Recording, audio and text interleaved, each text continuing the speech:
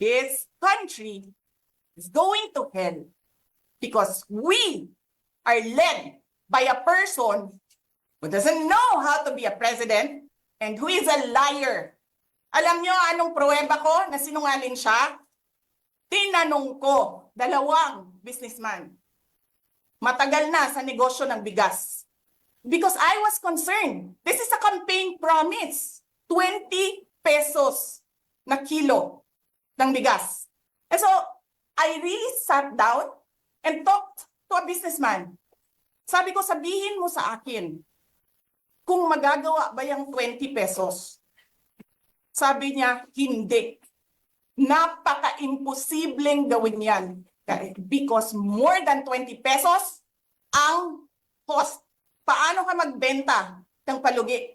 So tinanong ko, nagsinungaling ba siya nung sinabi niya? And then he said outright, yes. It's either he did not know what he was talking about, that's so incompetent, or he was lying through his teeth to get the votes of people. Putang ina ninyong lahat. Martin Romualdez, Lisa Marcos, Bongbong Marcos. Ginigit-git nyo yung mga tao ko dyan sa envelope na yan. Lisa Marcos, naalala mo, nagpadala ka sa akin ng video, sinabihan mo ako saan kukunin ang pera. Pinakita mo ang muka ng tao doon sa video message mo. Hi, this is she's been working with us for the longest time. We trust her. You sent me written instructions about money. Millions a month. Anong nakalagay doon sa envelope? DepEd. Anong ginawa ko? Binigay ko sa DepEd. Putak na mukha. Wala ka ngang posisyon sa gobyerno. Namimigay ka ng pera ng gobyerno eh. Sisirahin nyo yung tangal ng mga kasama ko sa Office of the Vice President.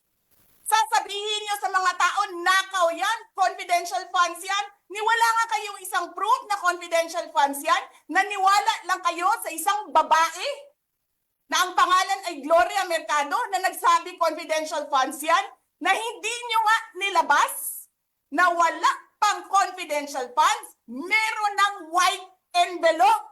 Kasi 2022 pa lang, tang ina mo ka, may utos na ng pera sa DepEd. Tapos kami yung nagsisinungaling. Nagpipigil ako eh. Kasi gusto ko lang magtrabaho. Gusto ko lang tapusin nyo na yung show ninyo dyan sa House of Representatives para makabalik na kami sa trabaho namin.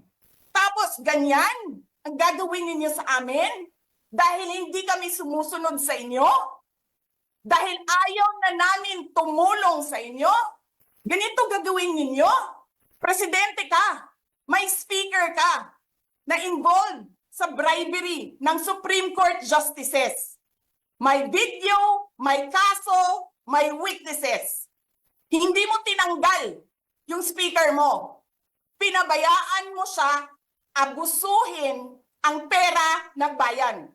Paikot-ikot sa buong bansa, namimigay ng pera na para bang kanya yung pera.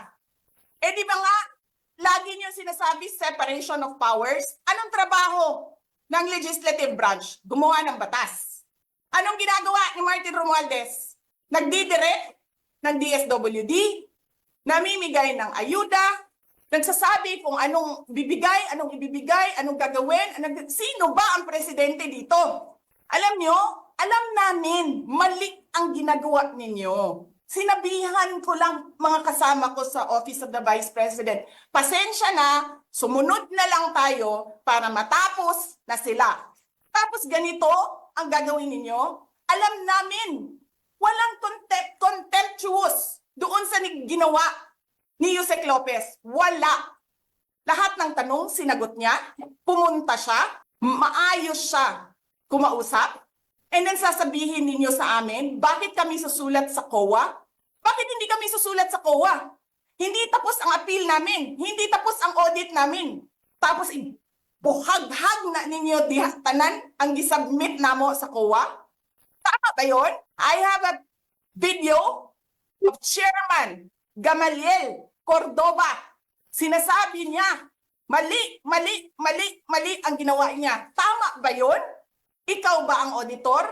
Ikaw ang appeals. Wala pa kaming audit? Sasabihin mo na mali kami?